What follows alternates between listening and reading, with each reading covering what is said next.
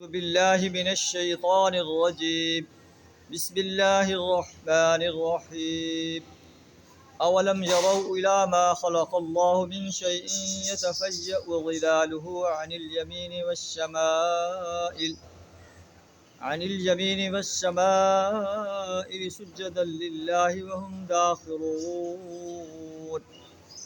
ولله يسجد ما في السماوات وما في الأرض من دابة والملائكة وهم لا يستكبرون يخافون ربهم من فوقهم ويفعلون ما يؤمرون. صدق اللہ العظیم. سورہ النحل آیت نمبر 48 تا 50 آپ کے سامنے تلاوت کی. ان کا ترجمہ کچھ اس طرح ہے: اولم یروا الی ما خلق اللہ من شیء، کیا یہ لوگ دیکھتے نہیں ہیں کہ اللہ نے جو چیز بھی پیدا کی ہے، یتفیأ ظلالہ عن الیمین والشمائل، ان کے سائے دائیں اور بائیں سجدا للہ، اللہ کے حضور سجدہ ریز ہوتے ہیں. وہم داخرون، اور وہ جو ہے اظہار عجز کر رہے ہیں.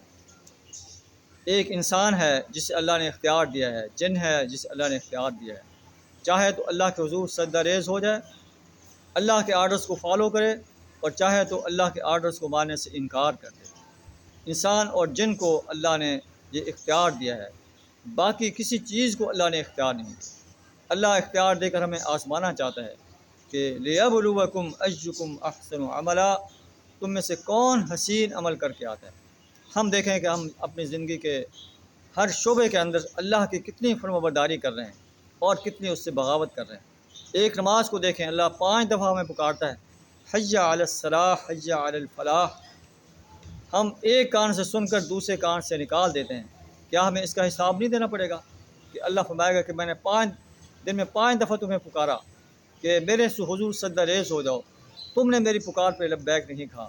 آج تمہیں میں کیا جزا دے سکتا ہوں اس کے علاوہ کہ تمہیں جہنم کی آگ میں داخل کرنے کا آرڈر کر دوں.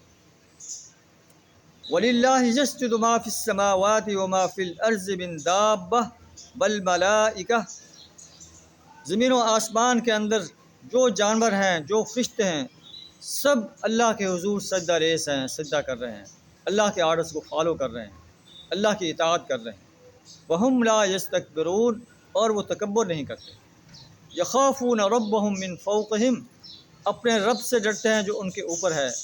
وَيَفْعَلُونَ مَا يُؤْمَرُونَ، اور جو انہیں آرڈر دیا جاتا ہے اس آرڈر کے مطابق اپنے آپ کو خم کر دیتے ہیں. اللہ سے دعا تعالیٰ ہمیں بھی زندگی کے ہر شعبے میں اپنے آرڈرز پر عمل کرنے کی توفیق عطا فرمائے، قرآن و سنت کے مطابق اپنی زندگیوں کو ڈھالنے کی توفیق عطا فرمائے، بغاوت اور سرکشی کرنے سے، شرک، کفر اور نفاق سے اپنی پناہ عطا فرمائے. وآخر دعوانا الحمد للہ رب العالمین.